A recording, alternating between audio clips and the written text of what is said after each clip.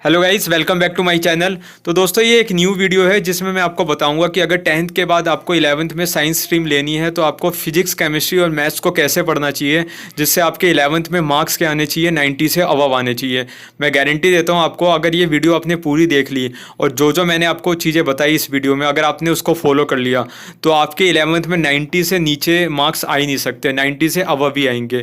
तो दोस्तों, मेन चीज़ ये नहीं होती है कि 11th में जो मार्क्स हैं वो क्या मैटर करते हैं। मेन चीज़ ये होती है कि जो आपके 11th के कॉन्सेप्ट्स है वो बहुत ही ज़्यादा स्ट्रॉन्ग होने चाहिए, क्योंकि जो 11th के कॉन्सेप्ट्स है वही आपका बेस बनाते हैं फिजिक्स, केमिस्ट्री और मैथ्स में। आप 12th में जाते हो तो 12th में जो 11th के कॉन्सेप्ट्स है वो बहुत ही ज़्यादा काम आने वाले हैं। और अगर आपको फ्यूचर में जेई या फिर मेडिकल की तैयारी करनी है तो आपके 11th और 12th दोनों ही कॉन्सेप्ट क्या होते हैं, बहुत ही ज़्यादा इंपॉर्टेंट होते हैं। तो दोस्तों, इस वीडियो को आप पूरा देखना। मैं इस वीडियो में आपको बताऊंगा कि क्या टाइम टेबल आपको फॉलो करना चाहिए, कौन कौन सी बुक्स आपको लेनी चाहिए 11th में, जिससे आपका क्या हो, बेस बहुत ही ज़्यादा स्ट्रॉन्ग हो, आपके कॉन्सेप्ट क्लियर हो और आपके 11th में जो मार्क्स है वो भी क्या है, 90 से अबव आए। तो आप ये वीडियो पूरी देखना। चलो स्टार्ट करते हैं अपनी वीडियो।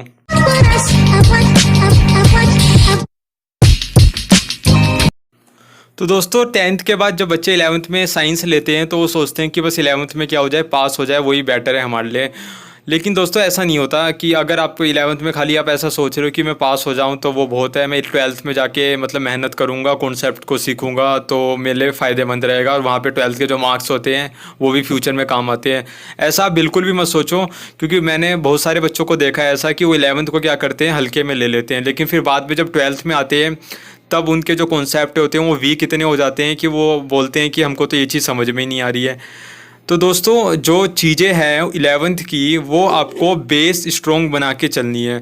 अगर आपका बेस स्ट्रॉन्ग ठीक रहेगा तभी जाके आप जेई और मेडिकल के एग्ज़ाम को क्रैक कर पाओगे, क्योंकि आजकल हर कोई बच्चा जेई और मेडिकल की तैयारी करता है और एक फैशन सा हो गया है। लेकिन बच्चे क्या करते हैं, क्रैक नहीं कर पाते।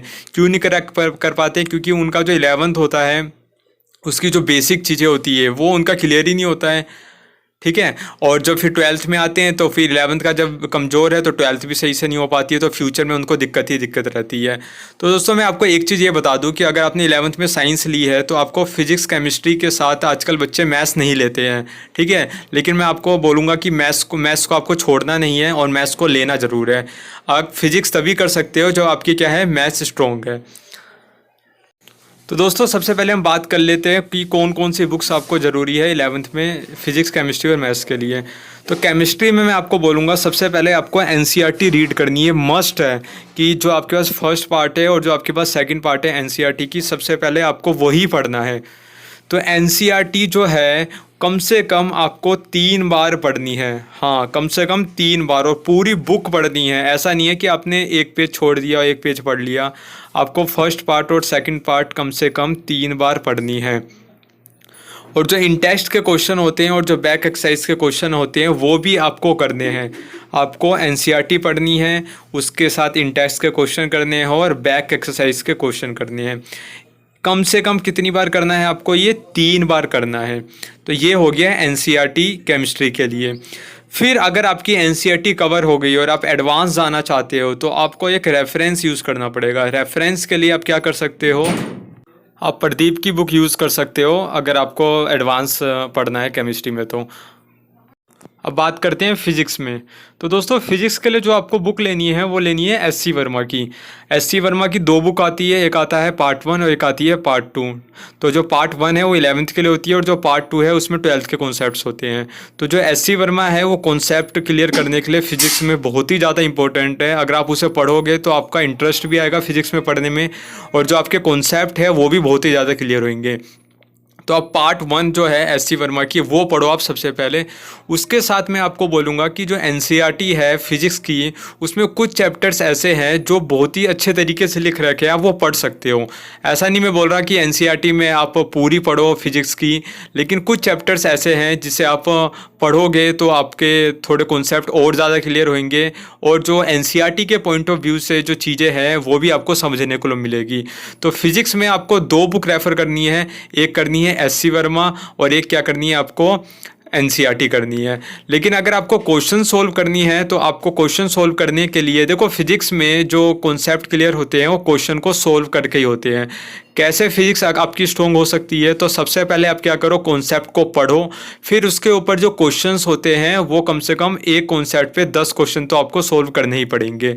तो यही तरीका होता है फिजिक्स पढ़ने का कि आप सबसे पहले कॉन्सेप्ट को पढ़ो और उसके बाद क्वेश्चंस को करो। तो कॉन्सेप्ट पढ़ने के लिए मैंने आपको बोला है एस सी वर्मा की बुक रीड करना, और उसमें क्वेश्चंस भी दे रखे होते हैं बेसिक टू एडवांस, तो आप उसके भी क्वेश्चन ट्राई कर सकते हो। लेकिन बात रही जो सीबीएसई के पैटर्न होता है एग्ज़ाम का, उसमें जो क्वेश्चन देखोगे वो एससी वर्मा से बहुत नीचे आते हैं, मतलब लो लेवल के क्वेश्चन होते हैं, वो आप 11th में आराम से कर सकते हो। तो अगर आपने एडवांस पढ़ रखा है तो आप लो लेवल के क्वेश्चन आराम से कर सकते हो, इतने भी लो लेवल नहीं होते हैं, अच्छे खासे पैटर्न के होते हैं 11th के तो क्वेश्चन। तो आप एक चीज़ और कर सकते हो कि एक एस.एल. अरोड़ा की बुक आती है फिजिक्स की, उसमें जो क्वेश्चंस होते हैं वो भी आप सोल्व कर सकते हो, वो इनफ है अगर आपको सीबीएसई में 11th में अच्छा स्कोर करना है। तो आपने एससी वर्मा पढ़ ली और एनसीईआरटी पढ़ ली और जो एस.एल. अरोड़ा के क्वेश्चंस है वो भी सोल्व कर लिए हैं, तो आपको कोई नहीं रोक सकता कि फिजिक्स में आपके 90 से नीचे मार्क्स आए, 90 से ऊपर ही मार्क्स आएंगे। और इससे सबसे ज़्यादा फ़ायदा ये होगा कि आपके जो कॉन्सेप्ट है वो बहुत ही ज़्यादा स्ट्रॉन्ग हो जाएंगे। तो दोस्तों बात कर लेते हैं मैथ्स के लिए। तो मैथ्स के लिए जो बुक होती है वो आपको सबसे पहले एनसीईआरटी पढ़नी है, फर्स्ट पार्ट और सेकंड पार्ट। जितने भी एग्जांपल्स दे रखे हैं और जितने भी एक्सरसाइज के क्वेश्चन हैं वो सारे आपको क्या करने हैं, सोल्व करने हैं, तभी जाके आपकी जो मैथ है उसका बेस स्ट्रॉन्ग होगा। और अगर आपने एनसीईआरटी कर ली तो एनसीईआरटी करने के बाद आपको जो बुक ट्राई करनी है वो कौन सी बुक ट्राई करनी है, आर डी शर्मा की। आर डी शर्मा की भी अलग अलग वॉल्यूम में आती है, तो आपको जो 11th का पार्ट है वो आर डी शर्मा ट्राई करना है। लेकिन जब आर डी शर्मा आपको तभी करनी है जब आपने एनसीईआरटी कर चुके हो। एनसीईआरटी आप एक बार पूरी करो, उसके बाद एक बार और उसकी रिवीजन करो, और फिर बाद में आप क्या करो, आर डी शर्मा को ट्राई करो। तो आपके जो कॉन्सेप्ट है वो मैथ्स के वो बहुत ही ज़्यादा स्ट्रॉन्ग हो जाएंगे, और ऑफकोर्स आपके जो नंबर है वो भी क्या आएंगे, अच्छे आएंगे। तो दोस्तों ये सारी तो बातें होगी कि आपको कौन कौन सी बुक्स लेनी चाहिए 11th में। अब हम बात करते हैं कि आपको जो टाइम टेबल है वो किस हिसाब से पढ़ना है जिससे आपका मैक्सिमम आउटकम आ सके और आप अच्छा स्कोर भी कर सको। और फ्यूचर के हिसाब से मैं बात कर रहा हूँ कि सिर्फ 11th की बात नहीं कर रहा मैं फ्यूचर के हिसाब से बात कर रहा हूँ कि आपका जेई और जो मेडिकल है उसकी भी तैयारी साथ में होती रहे। तो 11th में जो आपको स्टार्ट करना है वो कम से कम 6 घंटे रोज पढ़ना है। 2 घंटे आपको फिजिक्स पढ़ना है, 2 घंटे मैथ्स, और 2 घंटे आपको क्या पढ़ना है, केमिस्ट्री को देना है। ठीक है, तो स्टार्टिंग में आप 6 आवर्स अ डे पढ़ोगे, और उसके बाद धीरे धीरे अगर आपको जैसे लग रहा है कि आपका कोई सब्जेक्ट वीक हो रहा है तो आप उसको ज़्यादा टाइम दोगे। जैसे आपने 6 घंटे पढ़ लिया, फिर जैसे अगर आपको लग रहा है कि आपको फिजिक्स में और टाइम देना चाहिए, ठीक है, तो आप ऐसा कर सकते हो कि उसको 2.5 घंटे कर दो, फिर आप उसको 3 घंटे भी कर सकते हो। तो ऐसे आपको पढ़ना है। लेकिन अगर कभी छुट्टी है, जैसे मान लिया कोई हॉलीडे की छुट्टी हो गई या फिर कोई संडे की छुट्टी हो गई, तो आपको जो 6 घंटे है वो कम से कम 8 घंटे कर देना है। तो अगर आप ऐसे पढ़ोगे तो आपका क्या होएगा कि हैबिट बनता जाएगा, और जिससे आप 12th में भी और ज़्यादा पढ़ पाओगे। होता क्या है एक्चुअली, स्टार्टिंग में आप पढ़ने की आदत नहीं डालते हो, जिससे क्या होएगा कि 12th में फिर आप पढ़ ही नहीं पाते। आप सोचते बैठते हो पढ़ने के लिए, आप सोचते हो कि पढ़ ही नहीं पाए, क्यों? क्योंकि आपने हैबिट ही नहीं बना रखी। और अगर आप हैबिट नहीं बनाओगे तो फिर आगे जाके दिक्कत होने वाली है। अब बात कर लेते हैं थर्ड चीज़ की। तो ये तो बुक होगी बात, और बात कर ली हमने टाइम टेबल की। तीसरी चीज़ क्या है? तीसरी चीज़ है आपको गाइडेंस भी चाहिए। तो गाइडेंस के लिए मैं आपको बोलूँगा कि आप कोई ऑफलाइन कोचिंग ज्वाइन कर लो, जहाँ पे फिजिक्स, केमिस्ट्री और मैथ्स का जो रिजल्ट है प्रीवियस ईयर का वो बहुत अच्छा हो, और जहाँ पहले से मतलब रिकॉर्ड अच्छा हो ट्यूशन का, जहाँ पे वहाँ पे आपको पढ़ना चाहिए। तो ट्यूशन बहुत ही ज़्यादा ज़रूरी है। आप ऑफलाइन ले लो, ऑनलाइन लेने में कोई फ़ायदा नहीं है। एक गाइडेंस की हमेशा ही ज़रूरी होती है। तो आप थर्ड चीज़ में आपको मैं यही बोलूँगा कि आप एक फिजिक्स, केमिस्ट्री और मैथ्स का एक अच्छा सा ट्यूशन ढूंढ के आप लगवा लो। तो दोस्तों लास्ट में मैं आपको क्या बोलूँगा, जो आपको एक्स्ट्रा से करना है। तो एक्स्ट्रा में आपको करना क्या है कि जो क्वेश्चंस होते हैं प्रीवियस ईयर्स के वो आपको ट्राई करने हैं सोल्व करने के। जैसे मान लिया आपके पास खाली टाइम है तो आपने क्वेश्चन सोल्व कर लिए, ठीक है, आपने मॉक टेस्ट लगा लिया। अब अपने आपको जांच सकते हो कि आप क्या पढ़ रहे हो, वो उसका फ़ायदा हो भी रहा है आपको, नहीं हो रहा है। मॉक टेस्ट दोगे तो आपको ये पता चलेगा कि आप किन क्वेश्चनों में गलती करते हो। तो अगर आप वो गलती कर रहे हो तो आप जाके अपने टीचर से पूछोगे, तभी आपको ज़्यादा क्लियर होगी चीज़ें। तो आप खाली टाइम में मॉक टेस्ट लगाओ और जो प्रीवियस ईयर के क्वेश्चंस है वो भी करो। और एक लास्ट चीज़ मैं आपको बोलूँगा कि आजकल क्या है कि यूट्यूब पे भी बहुत सारी चीज़ें ईजी तरीके से एक्सप्लेन कर देते हैं। तो जैसे मान लिया आपको कोई चीज़ समझ में नहीं आ रही है तो आप ऑनलाइन का सहारा ले सकते हो। यूट्यूब पे जाके वो चीज़ें डालोगे, आपको बहुत सारे ऐसे टीचर है जो अच्छे तरीके से चीज़ों को बहुत जल्दी समझा देते हैं।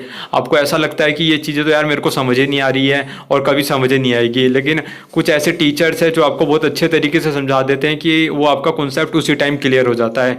तो आप यूट्यूब का भी सहारा ले सकते हो, कभी फ्री टाइम में आप पढ़ लो यूट्यूब से।